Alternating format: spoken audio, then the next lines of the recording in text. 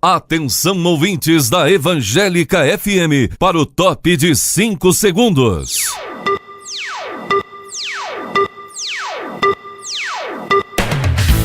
A partir de agora, você estará ouvindo o programa Academia do Concurso, um programa que ajuda você a se preparar para passar em qualquer concurso público sem perder o contato com Deus. Os sonhos de Deus são maiores que os meus.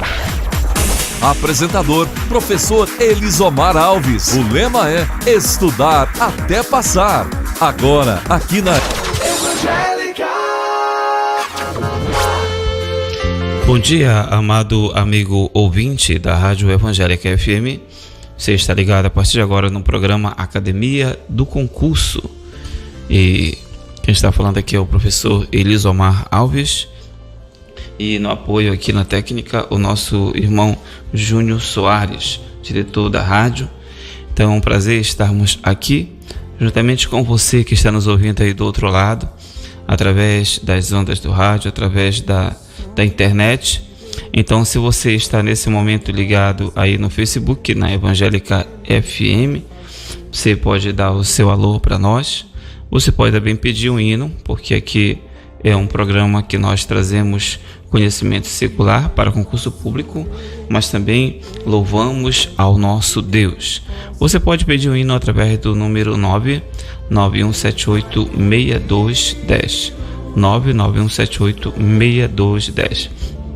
E você que ligar ou fizer um comentário do nosso programa, você vai estar participando do sorteio de um brinde surpresa, que vai ser no próximo programa, tá? Vai ser sorteado no próximo programa, que será segunda-feira, se Deus quiser. Então, faça seu comentário ou peça um hino e você estará participando desse sorteio que será na próxima segunda-feira de um brinde surpresa, tá? Oferecido aqui pelo programa Academia do Concurso. E então, nada melhor que começar meditando na palavra de Deus. Nesse momento, então, vamos estar entrando aqui na meditação bíblica de hoje. Nós estamos meditando no livro de Esther. Já o último programa foi o capítulo 7, hoje será o capítulo 8 do livro de Esther, tá? E nós temos essa meditação completa. Se você quiser, você pode também solicitar. Nós podemos mandar em PDF. Se você quiser impresso, você pode mandar uma mensagem também para 991786210 e você poderá adquirir pagando um preço bem que cabe no seu bolso, tá bom? Então, capítulo 8 do livro de Esther é a nossa meditação de hoje.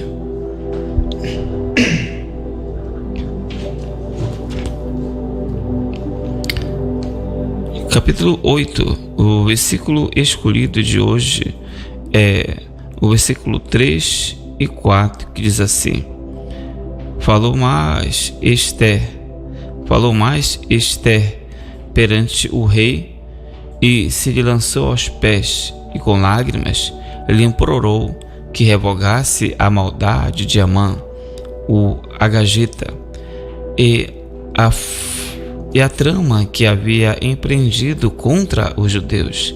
Estendeu o rei para Esther o cetro de ouro.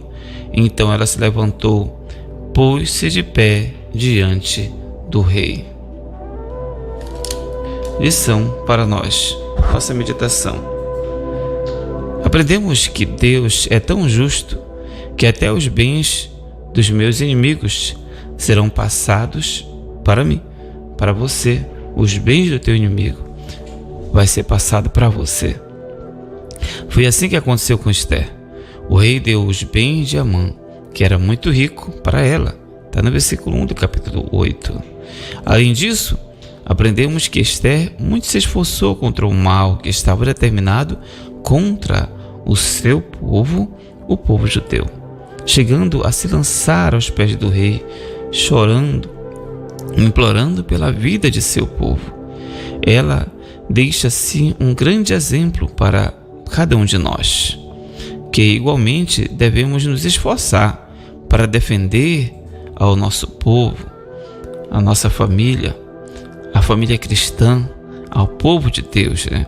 Fazendo sua obra com dedicação e lutando para desfazer os planos de Satanás. Essa missão é minha, essa missão é sua, essa missão é nossa. E nós sabemos então que Esther, ela obteve vitória depois de seu esforço, que envolveu jejum, oração, clamor a Deus e clamor diante dos homens. Ela não ficou só no seu quarto orando e jejuando. Ela foi atrás da autoridade que poderia resolver aquele problema, que era o próprio rei, seu marido. Mas, embora ele fosse seu marido, havia um protocolo para ela chegar diante dele. E se ele não aceitasse e não estendesse o cetro para ela, a sentença imediata seria a morte. Mas ela colocou sua vida em risco. Muitas vezes queremos conseguir alguma coisa de Deus, oramos, Deus já nos abençoou, já autorizou, mas a gente fica esperando que a bênção chegue dentro da nossa casa, dentro do nosso quarto. E não é assim. Deus não é garoto de recado de ninguém, não é leve trás de ninguém. Deus, ele vai nos abençoar na medida em que damos passos de fé, na medida em que você dá passos de fé no invisível, no impossível. Você ora, clama, determina a bênção e vai dando passos de fé. E no momento que você for dando passos de fé, o mar vai se abrindo na tua frente. Foi o que aconteceu com Moisés. Ele estava ali clamando, clamando, clamando, clamando, e Deus queria apenas que ele desse os passos de fé, porque o mar iria se abrir. Mas ele estava clamando a Deus, esperando que Deus fizesse alguma coisa, quando Deus queria que ele sim fizesse alguma coisa. Deus queria que Moisés fizesse alguma coisa. Um ato de fé, para que o poder de Deus fosse manifestado. Como Moisés não estava entendendo, foi necessário Deus chamá-lo e dizer: por que clamas a mim, Moisés? Por que você está aí clamando? Anda, vai na frente, diga ao povo que marche. Então, quando Moisés ouviu isso, ele entendeu. Levantou as mãos e mandou o povo caminhar na direção do mar. E quando o povo começou a caminhar na direção do mar, Deus operou o milagre. É isso que Deus está esperando de mim e de você. Dê passos de fé na direção da sua vitória. Não fique parado marcando passo, esperando que algo aconteça. Faça a sua parte e Deus fará a dele. Quando o rei então decidiu ajudar aquele povo, ele teria que mudar a sentença, mas pelo princípio da segurança jurídica que existia naquele tempo, que vamos estudar hoje inclusive, havia uma regra que uma lei não poderia ser revogada. Depois de promulgada a lei, depois que ela passasse a vigorar, a lei dos medos e dos persas, não poderia ser revogada. Então o rei não poderia revogar a sentença autorizando o povo judeu, aliás, autorizando todo o povo daquela terra a matar os judeus. Qual foi a saída? A saída foi editar um novo decreto real, autorizando, dando todos os direitos para que o povo judeu se defendesse e não aceitasse a morte que estava determinada. Eles poderiam se armar do jeito que eles quisessem, e não só poderiam se defender, mas matar os seus inimigos que viessem contra eles. E assim, então, ele pôde fazer uma lei que não invalidou a anterior, mas pôde criar condições para que aquele povo que estava determinado à morte se revoltasse, se rebelasse e lutasse em favor da sua vida. E grande foi a vitória do povo de Deus. E Esther ainda saiu mais rica do que já era. Todos os bens daquele seu inimigo Amã passou para ela. Ela ficou muito rica. Assim, Deus pode fazer com você. Se você lutar, se você fizer a sua parte, a riqueza do seu inimigo vai passar para você e as bênçãos de Deus virão sobre o seu povo. Grande foi a vitória daquele povo que lutou e venceu e lançou por terra os seus inimigos e cantaram a vitória. E todos eles também saíram muito mais ricos daquela guerra. Então, quando vier uma guerra, não reclame. Apenas espere e lute pela vitória, porque depois da vitória você estará muito mais abençoado, muito mais rico, estará muito mais feliz. Então, quando vier uma guerra, se alegre. É uma oportunidade de vitória, porque sem guerra não há vitória. Todos querem vitória, mas ninguém quer guerra. Entretanto, não existe vitória se não há guerra. Amém? Essa foi a nossa meditação de hoje do programa Academia do Concurso. Que Deus em Cristo te abençoe e te guarde. Fique agora com o nosso hino, tema do nosso programa. Os sonhos de Deus são maiores que os meus, são grandiosos para todos nós. Amém. Você está ouvindo o programa Academia do Concurso com o professor Elisomar Alves. Estamos de volta então aqui na segunda parte do nosso programa Academia do Concurso, juntamente com você para trazer conhecimentos para o concurso público da Assembleia Legislativa, que será dia 2 de fevereiro, tá bom? Nós trazemos mais temas ligados à área do direito administrativo. Nós já falamos sobre a lei de acesso à informação, já falamos sobre a lei do pregão, já falamos sobre a lei de improbidade administrativa, já falamos sobre regimento interno. Você pode achar todas essas aulas no meu Face Elisomar Alves ou também no Face da Evangélica FM. Evangélica FM AP, é isso? Evangélica FM AP. Lá você pode localizar, se você está assistindo no meu Face, você vai para Evangélica FM AP, tá? Lá também tem os meus vídeos e outros vídeos também de outros programas, vídeos muito bons para o seu deleite espiritual, tá?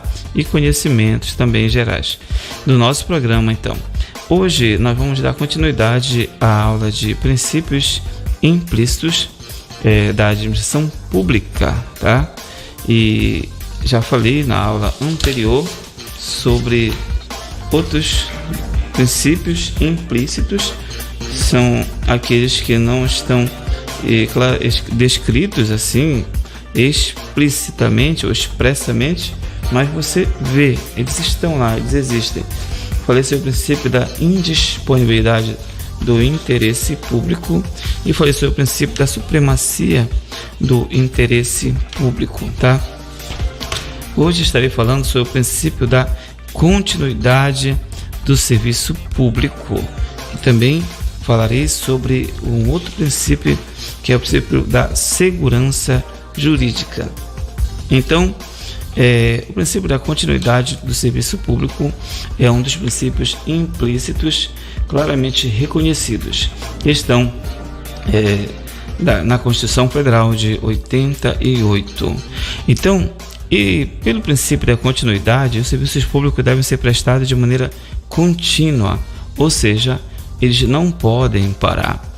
Isso porque é justamente pelos serviços públicos que o Estado desempenha suas funções essenciais ou necessárias à coletividade, né? E, segundo Carvalho Filho, a consequência lógica desse fato é a de que não podem os serviços públicos ser interrompidos, devendo, ao contrário, ter normal continuidade. Imagina você, se você chegasse no hospital hoje e estava lá, hoje não funcionaremos, né? E nem essa semana toda não funcionaremos.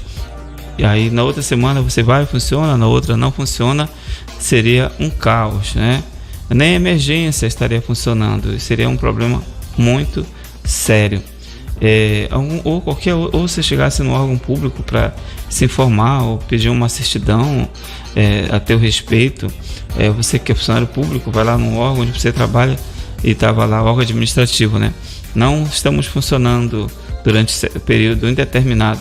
Isso não pode acontecer. Sempre tem que estar funcionando. Mesmo no período de férias, mesmo quando o servidor tira férias, alguém tem que fazer o trabalho que ele fazia, tá? Alguém tem que substituir. O governador, por exemplo, mesmo que ele viaje, alguém o substitui, né? O vice. E se o vice não tiver, alguém substitui quem? O presidente da Assembleia Legislativa. Isso é matéria da Constituição do Estado do Amapá e pode cair no concurso também. Então, o princípio da continuidade, ele se baseia no interesse público, como todos os princípios, né? Se o serviço público tiver quebra de continuidade, o interesse público estará ameaçado, estará sofrendo. Em que pese a aplicação desse princípio, seja principalmente na prestação de serviços públicos, ele se aplica a qualquer atividade administrativa. Nessa linha, a paralisação administrativa em suas atividades administrativas internas também pode trazer prejuízo ao interesse público. Então, não é só quanto ao serviço público, por exemplo, a do hospital, uma escola, mas também os serviços administrativos. Eles não podem parar. Segundo Maria Silvia de Pietro, ela diz o seguinte, que há algumas consequências desse princípio, as consequências do princípio da continuidade. Veja que o princípio ele é bem claro. Quando cair na questão, você lembra, continuidade significa que não pode parar, não pode haver quebra, ele deve continuar. Então, umas consequências desse princípio, a proibição de greve, tá? Que hoje não é mais absoluta. O artigo 37, inciso 7 da Constituição fala que o direito de greve será exercido nos termos e limites definidos em lei específica. Então a Constituição ela dá conta que sim, temos o direito à greve, o servidor público tem o direito a fazer greve. Infelizmente essa lei específica, que seria uma lei complementar, nunca veio, porque aqueles que nós elegemos para nos representar não representam realmente, porque senão já teria essa lei para o servidor público, né? Já teria essa lei há muito tempo. Devido a essa lei não ter sido feita até hoje, o STF teve que decidir que será usada analogicamente a lei do serviço privado para subsidiar, né? Para dizer como será a greve do servidor público até então que tenha essa lei. Então, o direito de greve, ele é claro, hoje sim pode haver greve, somente tem que obedecer os ditames legais, as restrições, como deve ser feito, tá? Ela diz também que decorre desse princípio a necessidade de institutos como a suplência, a delegação e a substituição para preencher as funções públicas temporariamente vagas. Eu acabei de falar, se um chefe sai de férias, alguém tem que substituir, tá? Se existe um serviço que alguém que devia fazer não pode, então ele delega para outro fazer, que não pode deixar de ser feito.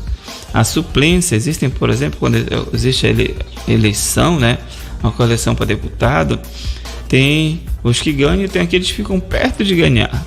E se ficam perto de ganhar, são chamados suplentes. Por quê? Se aquele que ganhou durante o mandato, pode acontecer alguma coisa, ele pode morrer, ele pode perder o cargo por questão judicial, né? Judicialmente ele pode perder o cargo, ele pode sofrer um impeachment também, por quebra de decoro parlamentar, então automaticamente vai abrir aquela vaga. Quem vai entrar? O suplente. Não vai ser feito nova eleição, o suplente assume. Por que tem isso? Isso aí é uma consequência desse princípio da continuidade, não pode parar. Nós temos 24 deputados, não pode funcionar só com 23, tem que ter os 24 o tempo todo, tá bom? Impossibilidade para quem contrata. Outra consequência desse princípio, segundo a professora Maria Silvia Zanella de Pietro, é a impossibilidade para quem contrata com a administração de invocar a cláusula da exceção do contrato não cumprido, excepcionam adimplentes contractus. Nos contratos que tenham por objetivo a execução do serviço público, na verdade não temos uma impossibilidade, mas uma limitação. Então, por exemplo, a Lei 866 de 93 determina que o particular deverá continuar a cumprir o contrato, mesmo após um atraso de até 90 dias nos pagamentos devidos. Então, se o Estado não está cumprindo com a sua parte, por exemplo, efetuando os pagamentos, aquela empresa contratada deve continuar o serviço. Deve continuar até 90 dias. Ela tem a obrigação de dar continuidade. Tá? Outra situação que decorre é a faculdade que se reconhece a administração de utilizar os equipamentos e instalações da empresa com que ela contrata para assegurar a continuidade do serviço. Então aquela empresa estava lá atuando, mas não quis mais atuar. Então o Estado coloca pessoas para trabalhar e vão utilizar aquelas mesmas máquinas que a empresa utilizava. Tá? Outra coisa que decorre com o mesmo objetivo é a encampação da concessão de serviço público. Ok? Então o Estado retoma aquela obra e começa a fazer o trabalho que o particular deveria fazer através de contrato. Ok? Então são situações assim que decorrem desse princípio, para você ter uma ideia como é importante esse princípio para que não haja quebra de continuidade dos serviços públicos. Outra situação aqui que demonstra a aplicação do princípio da continuidade de serviços públicos é a possibilidade de reversão dos bens necessários à prestação de serviços públicos nos contratos de concessão ou permissão. Sabe aqueles contratos grandes de concessão ou permissão em que eles constroem metrô, isso, aquilo, aquelas grandes construções, né? Todo aquele aparato para que funcione aquele serviço público, aquela empresa fica, digamos, 50 anos. Quando termina, tudo aquilo que foi construído vai ficar na mão da administração pública, vai ser dela os bens, tá bom? Chama-se reversão dos bens.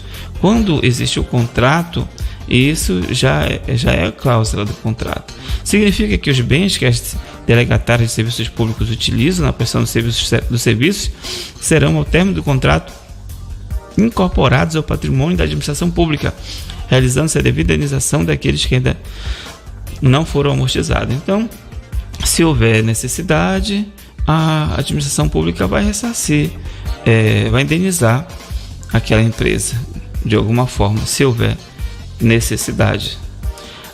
Outra coisa, a continuidade de serviços públicos guarda relação com o princípio da supremacia do interesse público, que nós já comentamos aqui.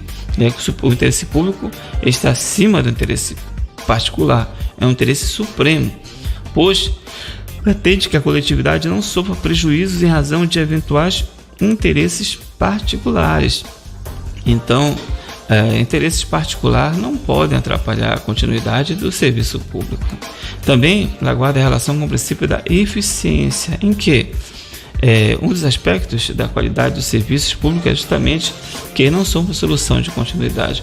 Porque o trabalho tem que ser eficiente, para que não fique o tempo todo quebrando, não fique o tempo todo sendo refeito. Então, o serviço público deve ser eficiente para garantir a continuidade, tá bom? Então, por essa razão, acaba limitando em algumas hipóteses os direitos individuais, buscando assegurar um interesse maior da coletividade. Então, os princípios, muitas vezes, devido primar pelo interesse da coletividade, acaba limitando o alcance de alguns direitos individuais. Nesse sentido, vale trazer a situação do exercício do direito de greve pelos servidores públicos.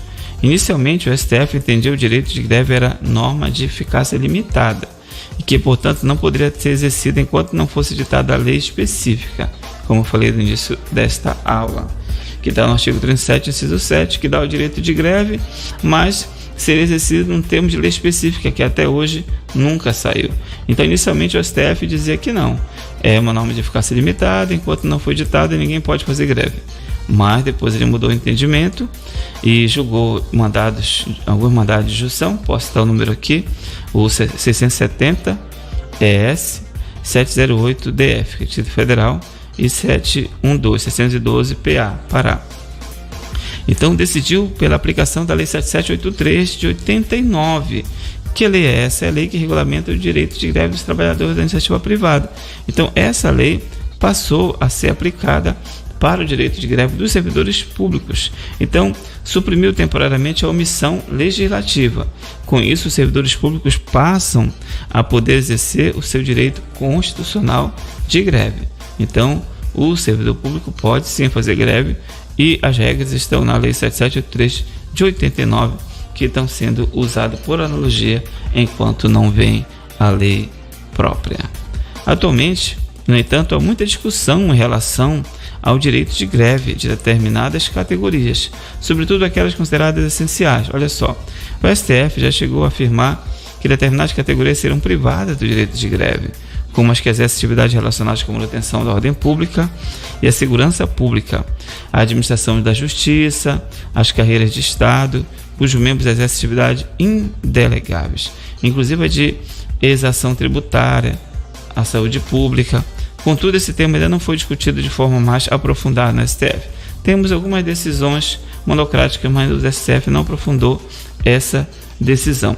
Em relação aos policiais civis, porém, o entendimento já está consolidado na linha de que o direito de greve é incondicional, ou seja, eles não podem fazer greve. E isso se estende aos policiais civis também, tanto policiais, isso se estende também aos policiais militares. Nessa linha, entendeu o STF que o exercício do direito de greve, sob qualquer forma ou modalidade, é vedado, ou seja, proibido aos policiais civis e a todos os servidores públicos que atuam diretamente na área de segurança pública. Vai lembrar que os militares, em geral, já não possuem direito de greve, né? Os militares, em geral, já não possuem direito de greve, por expressa disposição da Constituição, que está no artigo 142, parágrafo 3º, inciso 4. Com isso, tanto os policiais civis como os policiais militares não podem exercer o direito de greve, tá? E por isso que, na prática, o que eles fazem? As mulheres vão lá fazer movimento em prol de aumento de salário, em prol de melhoria nas condições de trabalho, e assim vai. Então as mulheres e outros amigos são colocados a fazer movimento, não digo greve, mas a fazer um movimento a favor dos militares. Já aconteceu em alguns momentos no Brasil que os militares fizeram mesmo greve, muitos foram presos, muitos foram presos porque isso é uma das consequências devido à proibição de fazerem greve, e foi aquela situação toda, mas muitos foram perdoados, pontos não foram cortados, ou seja, houve uma grande negociação depois. Por quê? Porque eles não cumpriram a lei, eles descumpriram ao fazer greve. Então é proibido realmente aos militares. Eu já falei que, ainda em relação ao direito de greve e ao princípio da continuidade, o STF também afirmou o entendimento de que a administração pública deve proceder ao desconto dos dias de paralisação.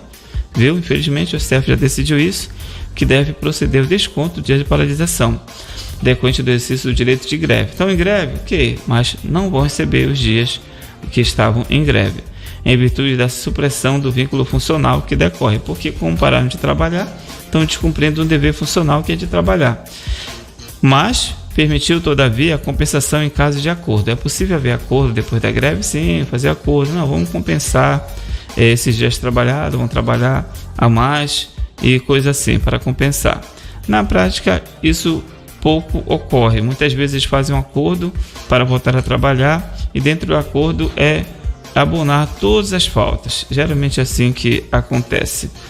Mas essa regra de desconto, ela contudo não pode ser aplicada quando ficar demonstrado que a greve foi provocada por conduta ilícita do poder público. Por exemplo, não pagou os salários atrasados. Olha, ninguém é obrigado a ficar trabalhando com salário atrasado.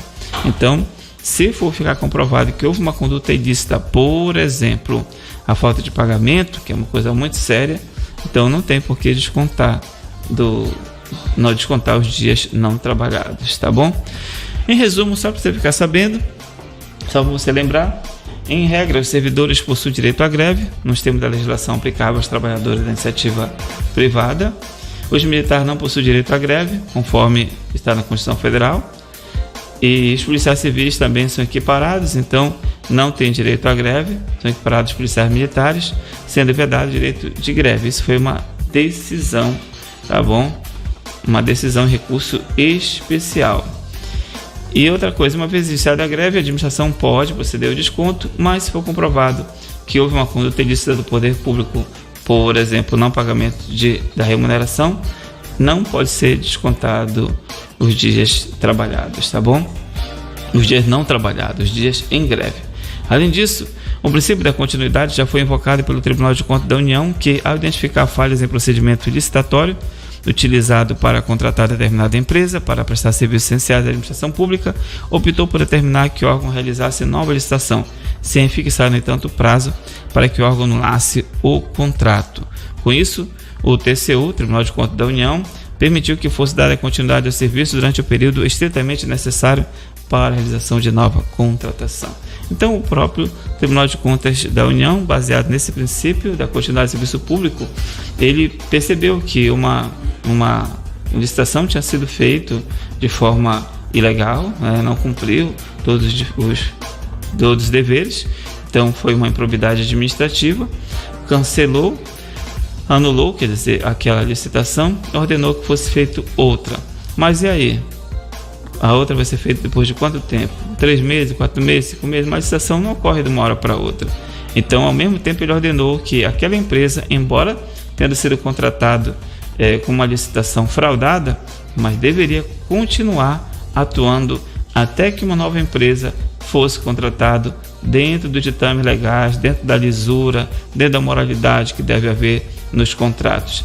Então, devido ao princípio da continuidade, se aceitou que uma empresa, mesmo tendo sido contratada através de um ato já anulado, ela teve que continuar, porque o serviço público não pode parar. Então, o princípio maior da continuidade venceu nesse ponto aí, tá bom? Além disso, o princípio da continuidade relaciona-se com o dever público de manter o equilíbrio econômico-financeiro dos contratos administrativos. No meio privado, os contratos somente podem ser alterados por acordo das partes. Você sabe, você faz o contrato com alguém, você não pode alterar sozinho, você tem que chamar o outro, bora alterar aqui, bora mudar essa cláusula, bora aumentar esse prazo, bora diminuir essa multa, vamos lá, então altera conjuntamente. Mas no serviço público, na administração, não, ela pode realizar alterações unilaterais, ou seja, por própria iniciativa, sem consultar a outra parte, mesmo sem concordância prévia da outra parte. Contudo, essas alterações não podem modificar o equilíbrio econômico-financeiro do contrato, não pode. Por exemplo, um contrato ia receber R$1.000 pelo fornecimento de 10 unidades de um certo produto, Aí depois o Estado diz, não, vai ser 12 unidades agora, vai ser 12. Ele aumenta para 12, pode aumentar, mas ele não pode deixar o mesmo preço. Ele vai ter que aumentar equitativamente aquele preço. Se era R$1.000, 10 peças de algo, agora ele quer mais 2, quer 12, então vai ser R$1.200 vai ter que pagar, porque não pode afetar o equilíbrio financeiro, não vai quebrar a empresa, vai quebrar aquela prestadora de serviço, aquela vendedora de materiais, tá bom? Então, embora a administração pública ela tem esse direito de alterar o contrato unilateralmente, ele não pode atuar de forma que vá quebrar a continuidade do serviço público, porque automaticamente, quando ele aumenta muito, ele desnivela o equilíbrio financeiro, ou seja, desfaz o equilíbrio financeiro, aquela empresa poderá parar de fazer o serviço, fica sem condições. Então, um princípio ele não está sobre o outro. Então, aí o princípio da continuidade diz, espera aí, você pode alterar? Pode, mas você precisa preservar o equilíbrio econômico-financeiro, tá bom? Então, isso aí, vamos ver mais algum detalhe aqui do princípio da continuidade. Todavia, a continuidade não possui caráter absoluto. Existe exceção. Existem situações em que é possível a paralisação temporária de serviços. Eventualmente, o serviço poderá ser paralisado temporariamente para reparos técnicos ou para a realização de obras de expansão e melhoria dos serviços. Tá? Essa paralisação aí não é referente à greve, é paralisação para uma manutenção, para reparos técnicos. É possível isso, sim, contanto que seja previamente comunicado à população. Por exemplo, vai faltar água, a gente ouve muito isso, né? E aí a empresa avisa, vai faltar água nos horários tal, nos bairros tal. Tem que avisar, por quê? Porque haverá ali uma quebra da continuidade do serviço público, tá? Falta de energia, essas coisas tem que avisar, porque senão o prejuízo é muito grande. Imagina um hospital sem energia, olha o prejuízo, né? Nesse sentido, a Lei 8.987/95 prescreve que não se caracteriza como descontinuidade de serviço sua interrupção em situação de emergência ou após prévio aviso, quando motivada por razões de ordem técnica ou de segurança das instalações, que eu acabei de dar o exemplo, para manutenção, ou por inadimplemento do usuário. Outro exemplo aqui, o usuário está inadimplente, não pagou a conta de luz, por exemplo, não pagou a conta de água, vão lá e corta a energia. Isso aí, até é um comentário, né, que o carro da Sé é o pavor das pessoas do Amapá, que quando vê aquele carro no meio da rua, já sabe que o pavor está entrando, porque vão cortar a energia de muita gente, ainda mais com o preço altíssimo que está da energia elétrica no Amapá.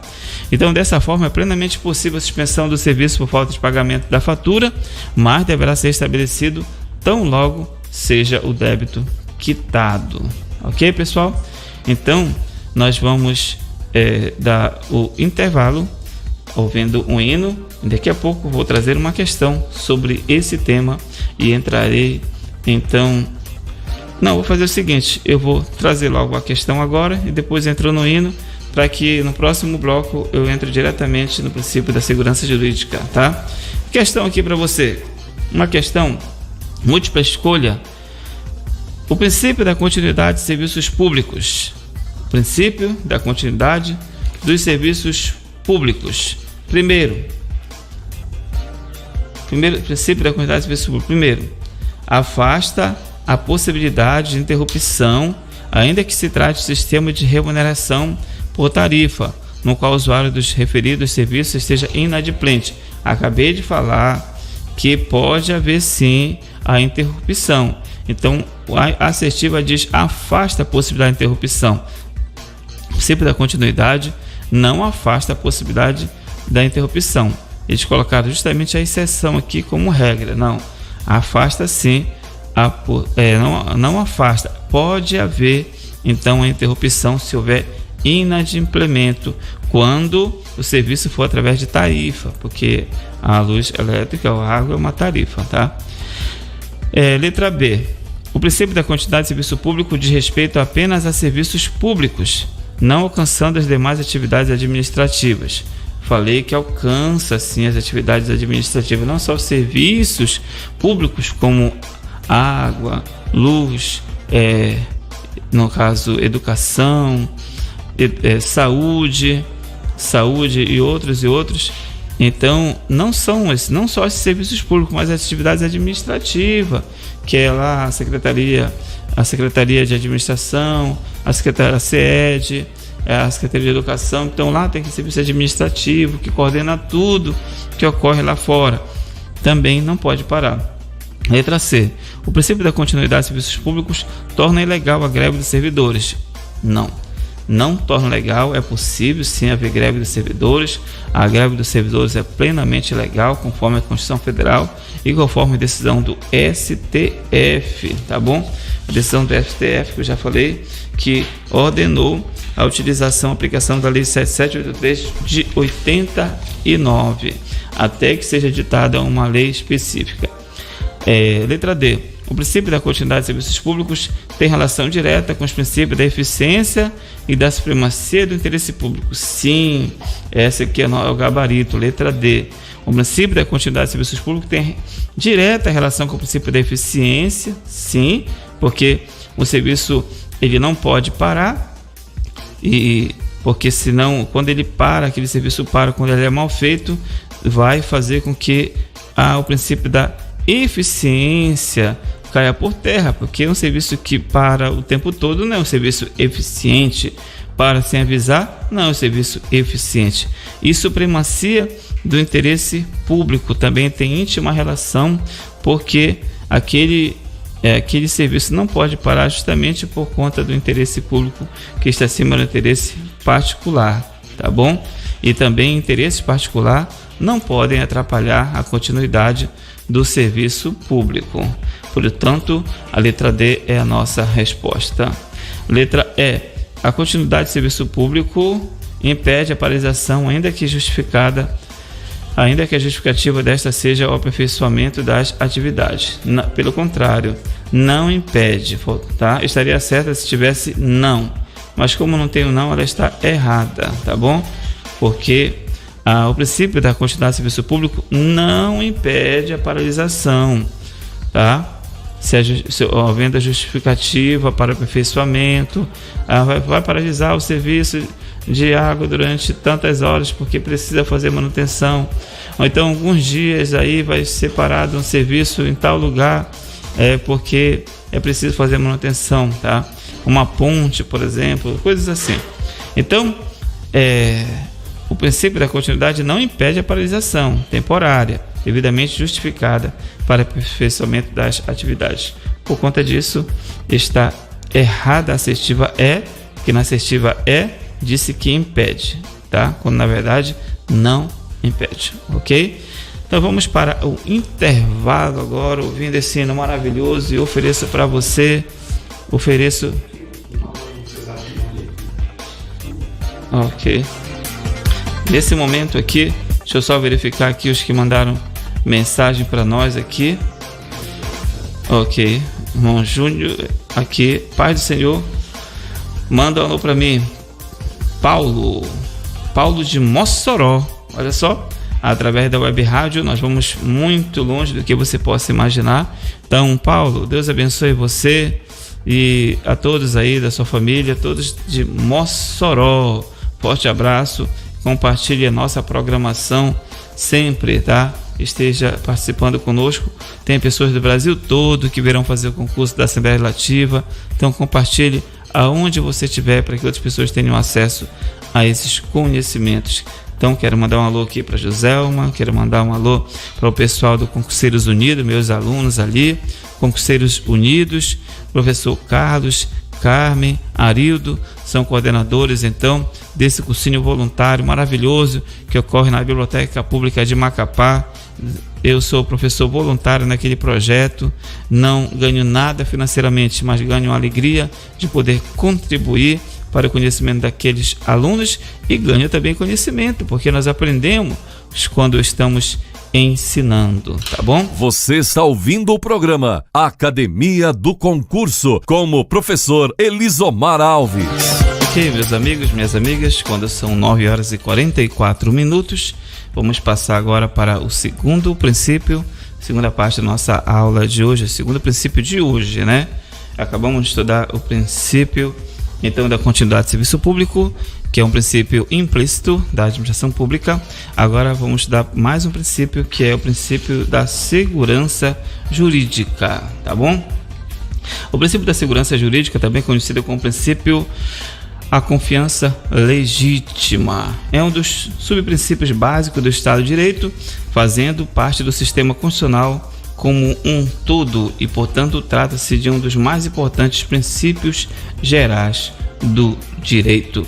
Esse princípio tem por objetivo assegurar a estabilidade das relações jurídicas já consolidadas, considerando a inevitável evolução do direito, tanto em nível legislativo, jurisprudencial ou de interpretação administrativa das normas jurídicas, ok?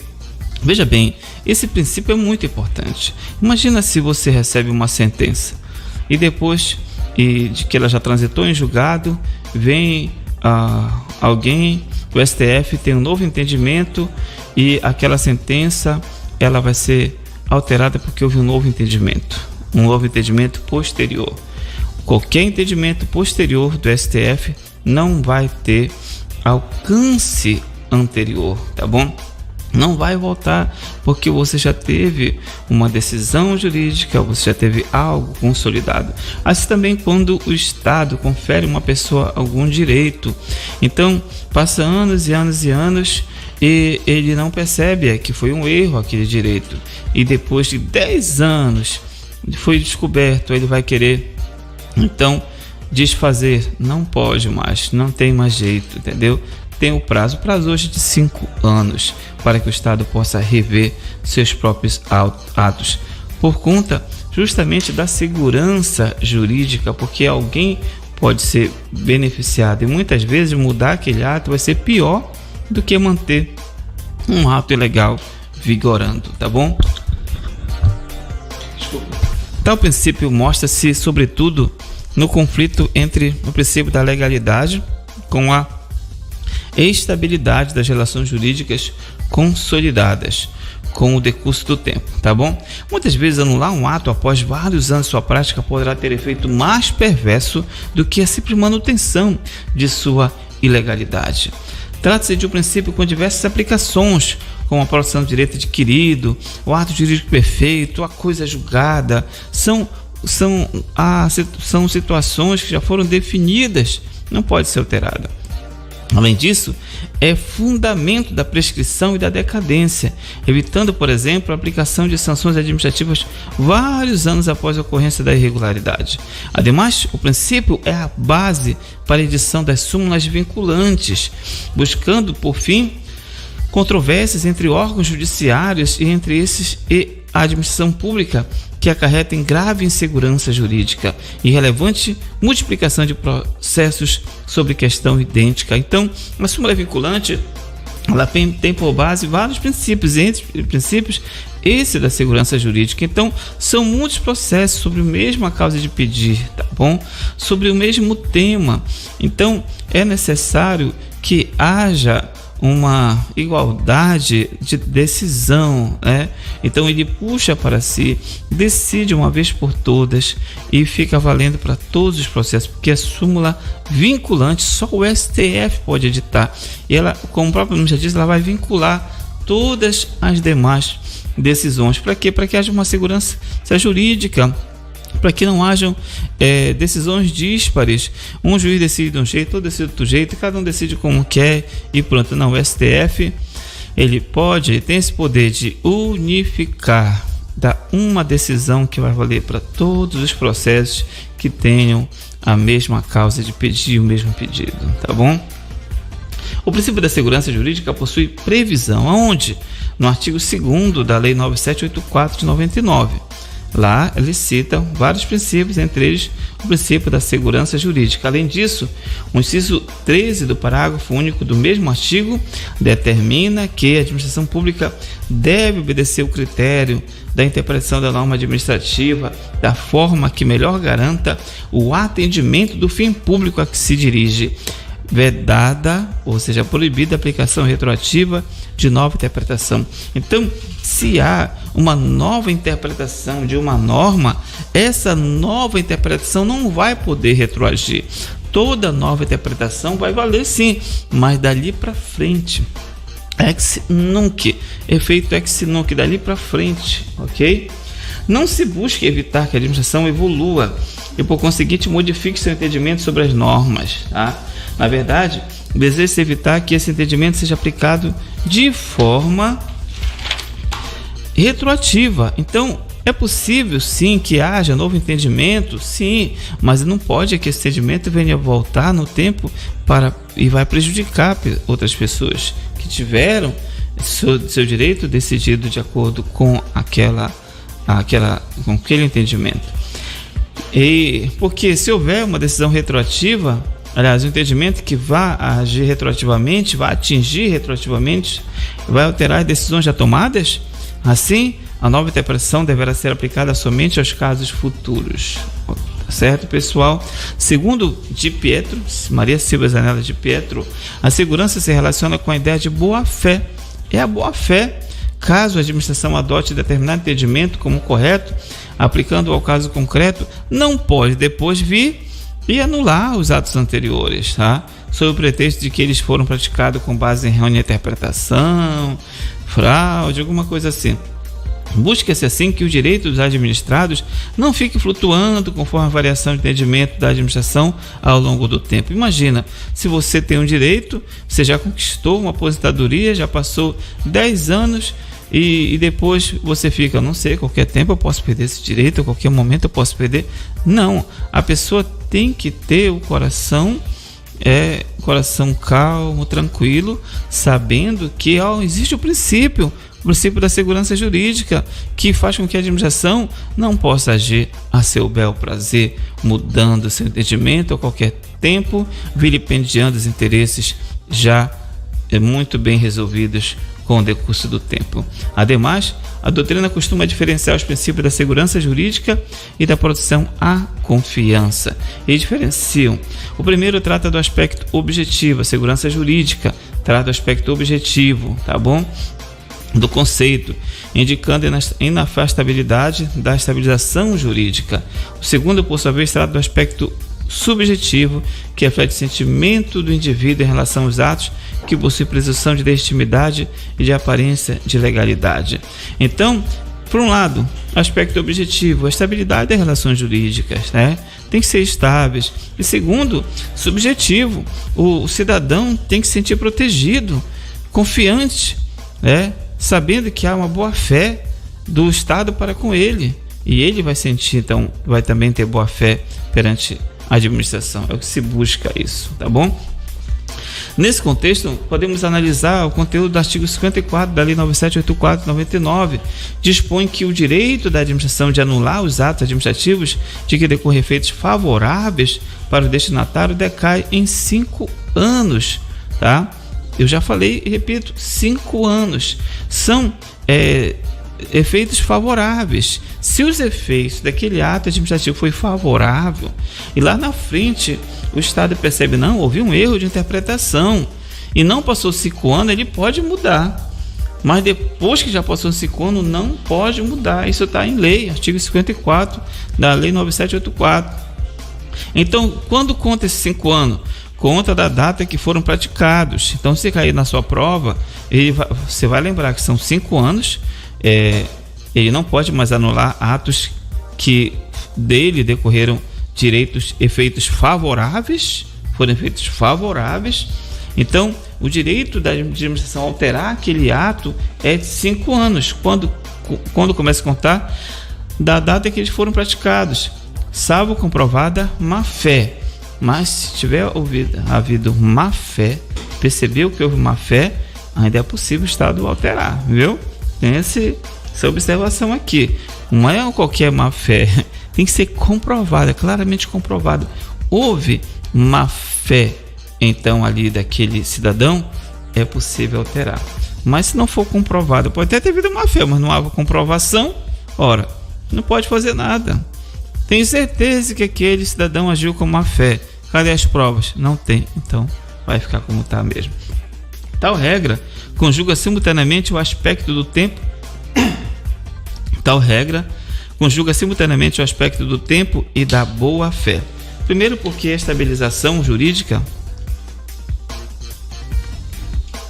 Então, duas coisas: o tempo, tá? O decurso do tempo. Primeiro, porque a estabilização jurídica surge pelo decurso do tempo. O decurso do tempo gera estabilização. Quanto mais tempo, mais estável vai estar aquele ato. Mas também depende do aspecto subjetivo, a boa-fé do beneficiário. Então, passou 5 anos, está estável. Mas se houver comprovação que não houve boa-fé, que houve má-fé, não fica estável, e não se estabiliza com o tempo. Se houver comprovação, tá bom? Dessa forma, evite-se que a administração, por meio do exercício da autotutela, anule atos administrativos após 5 anos contada a data que foram realizados, tá? Excepcionando os casos comprovados da má-fé, como eu já falei. Com base nos postulados de segurança jurídica e da proteção à confiança, o STJ já afirmou o entendimento, e presta atenção aqui, porque eles cobram também entendimento do STJ, do STF. Então, o STJ já afirmou o entendimento de que é incabível a devolução de parcelas remuneratórias. É incabível a devolução de parcelas remuneratórias percebidas de boa-fé pelo agente público, mas que a decisão que fundamentou o pagamento venha a ser desfeita, tá? Por se considerar que foi adotada em virtude de errônea ou inadequada interpretação de lei. Por mais que depois venha a ser desfeita aquela decisão, mas a pessoa recebeu de boa-fé, não pode ser condenado a devolver aqueles valores, tá bom? Não pode ser condenado. Vai dizer que a administração tinha um entendimento sobre a matéria, mas depois mudou sua interpretação. Nesse caso, o agente público não terá que devolver aquilo que percebeu, mas não continuará recebendo a vantagem daquele momento em diante. Em termos mais simples, o que passou, não volta mais, tá? Além disso, o princípio da segurança jurídica no aspecto subjetivo, que é a proteção à confiança, né? O cidadão se sentir bem, se aplica na preservação dos efeitos de um ato administrativo nulo. Olha, um ato nulo, mas vai ser preservado os efeitos. Ele é nulo, mas vai ser preservado esses efeitos, que tenha beneficiado terceiros de boa fé. O exemplo clássico ocorre quando uma pessoa é aprovada em concurso público para o qual se exigia curso superior. Posteriormente, a pessoa é empossada e passa a expedir autorizações de anuência de entrada de produtos importados no Brasil. Ele autorizou entrada de produtos importados no Brasil. Contudo, alguns meses depois, constata-se que a pessoa não possuía o curso superior, trazendo com que a sua nomeação seja anulada. Ele terá sua nomeação anulada porque ele disse ensino superior e apresentou lá um certificado falso, por exemplo. Assumiu, começou a trabalhar, ele tinha que autorizar produtos, né, a entrar no Brasil, autorizou, fez um monte de coisa, se utilizando daquele cargo. Nesse caso, não foi sentido anular todas as anuências expedidas pelo agente público investido regularmente, uma vez que o ato foi praticado com aparência de legalidade. As pessoas beneficiadas sequer tinham ideia de que aquele agente não estava legalmente investido no cargo. Pode-se dizer, se a pessoa é o terceiro de boa-fé que foi beneficiado, ele não pode ser agora sofrer as consequências. Ora, a administração pública que devia ter visto isso. Então, não é o particular que vai sofrer consequência. Aqueles atos praticados por aquele servidor que estava lá, foi colocado, mas depois percebeu-se que o documento dele, né, que seria de nível superior, ele não tinha, ele vai ser então exonerado, nesse caso seria demitido do serviço público. Então, o particular não vai poder sofrer consequências. Aqueles atos também que ele praticou vão ser consolidados, não vão poder ser desfeitos, mas por causa do princípio da segurança jurídica.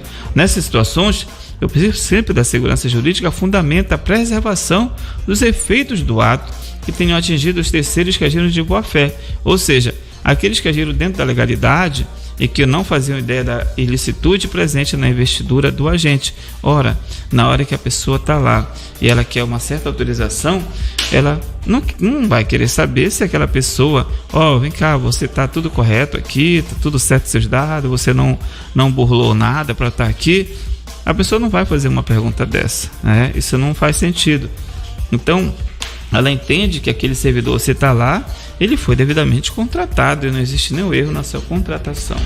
Vamos resolver uma questão então sobre esse tema? Vamos lá e vamos encerrar depois dessa questão. Quando são 9 horas e 59 minutos, nós teremos fazendo pequenos comentários e depois ouvindo o hino para encerrar. Olha só, uma questão sobre esse tema.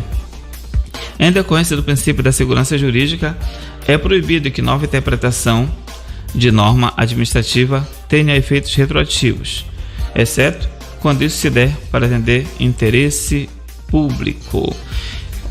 Vou repetir a questão. Em decorrência do princípio da segurança jurídica, é proibido que nova interpretação de norma administrativa tenha efeitos retroativos, exceto quando isso se der para atender interesse público. É uma questão só para você dizer que está certo ou está errado. Em nenhum momento na minha aula eu falei que o interesse público poderia ser motivo para que aquele efeito pudesse ser retroativo, uma nova interpretação. Se o Estado interpreta de uma forma, depois ele muda a interpretação, não vai poder retroagir, mesmo que seja para atender interesse público. Então, está errada essa assertiva, tá? Está errado. Não pode retroagir, mesmo que seja para atender interesse público, tá? Então, em decorrência do princípio da segurança jurídica, é proibido que nova interpretação de norma administrativa tenha efeitos retroativos, exceto quando isso se der para atender interesse público, nem para atender interesse público. nem para dentro do interesse público pode retroagir aquela norma, tá bom? Então esse aí foi nosso assunto. Encerramos. Na próxima aula vamos trazer um novo assunto. Encerramos o princípio da segurança. Jurídica, tá certo? Eu gostaria que você compartilhasse essa aula. Você está ouvindo agora no YouTube, você pode compartilhar, dê o seu like. Você que está ouvindo ao vivo agora no Facebook, então compartilhe também ao final dessa nossa aula ao vivo, transmitido ao vivo aqui para você, para o concurso da Assembleia Legislativa. Você sabe que nosso programa é de segunda, quarta e sexta, de 8 às 10 da manhã, é o nosso horário, 8 às 10 da manhã. Então, faça parte desse projeto, compartilhe, e você também pode mandar seu alô para nós, para saber que você está aí do outro lado ouvindo, e também boa sorte no concurso da Assembleia Legislativa. Nós temos segunda, quarta e sexta programa. Vamos firmar somente nossos assuntos na área de direito administrativo, que é a minha área principal, mas até lá, quem sabe podemos trazer outro professor que possa dar um outro tema, uma outra aula. Você pode mandar mensagem para mim pedindo um tema para que nós possamos trazer aqui no nosso programa Academia do Concurso, ok? Então, o programa Academia se despede de você agora, oferecendo o hino. Qual é o hino?